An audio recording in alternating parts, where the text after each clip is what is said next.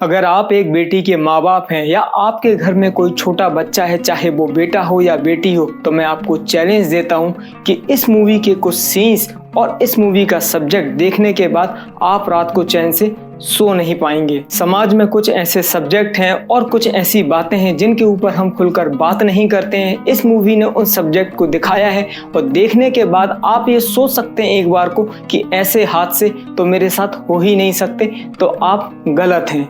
ये हादसे किसी के साथ भी हो सकते हैं, वो मैं या आप, कोई भी हो सकता है। मूवी को देखते वक्त अगर आप एक पल के लिए भी ये इमेजिन कर लें या ये ख्याल आ जाए आपके दिल में कि इन छोटी छोटी बच्चियों के बीच में शायद मेरा बच्चा भी हो सकता है, तो आपकी आत्मा कांप जाएगी। तारीफ के काबिल है red chillies entertainment, Shahrukh Khan और गौरी खान, जिन्होंने ऐसे सब्जेक्ट के ऊपर रिस्क ली और मूवी बनाई और उसके साथ साथ इस मूवी को OTT पर रिलीज किया। क्योंकि अगर ये मूवी हॉल्स में रिलीज होती तो सेंसर के चक्कर में ये मूवी अपनी ऑथेंटिकनेस और रियलिटी को खो देती। हेलो एंड वेलकम, स्वागत है आप सब लोगों का शो फिल्मी है पर। तो नेटफ्लिक्स पर रिलीज हो चुकी है मूवी भक्षक, जिसकी मेन स्टार कास्ट में है भूमि पेडनेकर और संजय मिश्रा।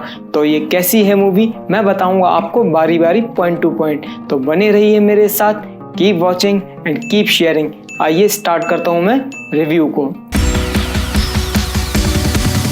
मूवी की स्टार्टिंग के 10 मिनट इतने भयानक और डरावने हैं कि आपकी आत्मा को झंझोड़ देंगे। शेल्टर रूम के छोटे से कमरे में 20 से 25 लड़कियों को एक साथ रखना, उनको नशीली दवाएं देकर उनके साथ रेप करना और सर्दी में बिना कपड़ों के उनको जमीन पर लेटाना और उनको सिगरेट से जलाना और फिजिकली और मेंटली जिस तरीके हैरिस किया गया है वो देखने लायक है। बर्बरता। रेप के दौरान ही जब वो छोटी छोटी बच्चियां दर्द और तकलीफ को बर्दाश्त नहीं कर पाती तो उनको मार देना या फिर उनको जिंदा जला देना, ये सब देखने को मिलेगा आपको मूवी भक्षक में। कहानी की शुरुआत होती है बिहार के मुजफ्फरपुर शहर से, जहां पर भूमि पेडनेकर हमें एक स्ट्रगलिंग जर्नलिस्ट के रोल में दिखेंगी। उनको एक दिन एक टिप मिलती है अपने सोर्स से कि वहीं शहर के अंदर एक चाइल्ड वेलफेयर सेंटर है जहां पर 10 से 18 साल की छोटी छोटी बच्चियां रहती हैं। उन छोटी छोटी बच्चियों को रोज नशीली दवाएं दी जाती हैं, फिर उसके बाद उनके साथ रेप होता है, मेंटल और फिजिकल टॉर्चर और हैरेसमेंट होता है। केस को इन्वेस्टिगेट करने से और मुजरिमों को सजा दिलाने तक के सफर को दिखाती है मूवी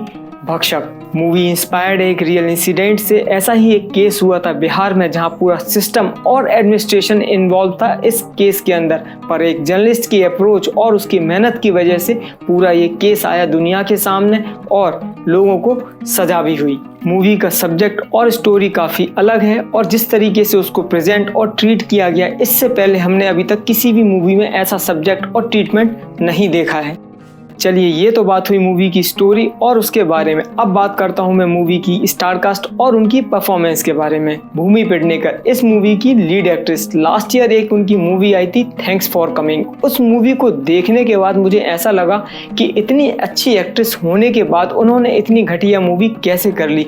जितनी घटिया मूवी थी उतनी ही घटिया भूमि की उसमें एक्टिंग थी। खैर, रात गई तो बात गई। बात करें इस मूवी की अगर, तो इस मूवी में भूमि का काम काफी बेहतरीन है और उनके इस काम के लिए उनको हमेशा याद रखा जाएगा। भूमि का रोल और उनकी एक्टिंग देखने के बाद बड़ी अच्छी रिस्पेक्ट वाली फीलिंग आ रही है। अब मूवी के अंदर बिहारी लैंग्वेज को ज्यादा से ज्यादा यूज किया गया है और भूमि ने उस एक्सेंट को बहुत अच्छे से पकड़ के रखा और उन्होंने अपनी परफॉर्मेंस बहुत अच्छे से डिलीवर की है। ये मूवी उनके कैरियर की एक बहुत ही इंपॉर्टेंट मूवी रहेगी और मैं ये कह सकता हूँ कि इस साल वो जरूर किसी ना किसी अवार्ड के लिए नॉमिनेट होंगी। संजय मिश्रा इस मूवी में भूमि के कलीग बने हैं जो उनके संग कैमरामैन का काम करते हैं। वैसे तो इस मूवी में उनका रोल ठीक ठाक है और उनकी एक्टिंग भी ऐसी कोई खास नहीं कि जिसके लिए उनको याद रखा जाए, पर जितना भी उनका काम था, जितना रोल था, वो उन्होंने काफी अच्छे से किया है। अपने फेशियल एक्सप्रेशन, बॉडी लैंग्वेज और वन लाइनर जोक से वो कॉमेडी की कमी को पूरा करते हैं। अब मैं जो नाम मैं लेने जा रहा हूँ वो इस मूवी का ऐसा कैरेक्टर जो इस मूवी के लिए हमेशा याद रखा जाएगा और वो है अभिजीत श्रीवास्तव, जो है इस मूवी के मेन विलेन। जब जब वो ऑन स्क्रीन आते हैं तो उनको देखकर गुस्सा आता है। इन्होंने रोल प्ले किया है बंसी साहू का एज अ पॉलिटिशियन और यही सेंटर्स को चलाते हैं जहां पर छोटी छोटी बच्चियों के साथ रेप होता है और जब जब ये उन छोटी छोटी बच्चियों के आसपास भी होते हैं तो आपको इनको देखकर नफरत हो जाएगी। अपने कैरेक्टर को इन्होंने इतना बेहतरीन तरीके से पकड़ के रखा है कि जो उन्होंने परफॉर्मेंस दी है वो आउटस्टैंडिंग, एक्स्ट्राऑर्डिनरी सुपर्ब है। खैर अभी तो पूरा साल पड़ा है, पर इतना कह सकता हूँ इनकी परफॉर्मेंस को देखने के बाद कि ये द मोस्ट डिजर्विंग कैंडिडेट है as a villain. Durgesh Kumar Panchayat वाले, वही जिनका फेमस डायलॉग है, देख रहा है ना विनोद। मूवी के अंदर दुर्गेश कुमार का भी इम्पोर्टेंट रोल है, क्योंकि भूमि के जो न्यूज सोर्स हैं, जो उनको न्यूज प्रोवाइड करते हैं, वो दुर्गेश कुमार एज अ गुप्ता जी हैं। इन सारे एक्टर्स के साथ एक एक्टर और भी है जिसका नाम है सूर्या शर्मा, जो रोल प्ले कर रहे हैं भूमि के हस्बैंड का। ये वही सूर्या हैं जो अनदेखी वेब सीरीज में मेन विलेन का रोल प्ले कर चुके हैं। जब उनको ऑन स्क्रीन देखा तो उनको पहचान ही नहीं पाई, ये उनका एक नया अवतार था। मूवी के अंदर एक्टर्स का काम देखकर उनके काम की तारीफ तो होनी ही चाहिए, पर इसके साथ साथ एक बंदा और है जिसकी तारीफ होनी चाहिए, और वो है कास्टिंग डायरेक्टर मुकेश छाबड़ा, जिन्होंने एक एक कैरेक्टर इतना बेहतरीन सिलेक्ट किया है कि वो देखते ही बनता। चाहे वो छोटी छोटी बच्चियां हों जिन्होंने एक डायलॉग तक नहीं बोला, पर उनके एक्सप्रेशन आप जब देखेंगे तो आप सिहर जाएंगे। मुकेश छाबड़ा ने इस मूवी के लिए जितनी भी स्टार कास्ट को फाइनल की है, सब एकदम परफेक्ट फिट है, पर एक जगह उनका एनालिसिस थोड़ा सा गड़बड़ हो गया, और वो है भूमि पेडनेकर। जी हाँ, जिन्होंने भी यामी गौतम की आर लॉस्ट मूवी देखी है, तो मैं कहूँगा जो उन्होंने रोल जर्नलिस्ट का किया है, वो एग्रेशन जो उन्होंने दिखाया है, वो भूमि की एक्टिंग में मिसिंग था। अगर ये रोल यामी गौतम को मिलता तो शायद मैं ये कह सकता हूँ कि इस मूवी का लेवल और उसका एग्रेशन एक लेवल ऊपर होता।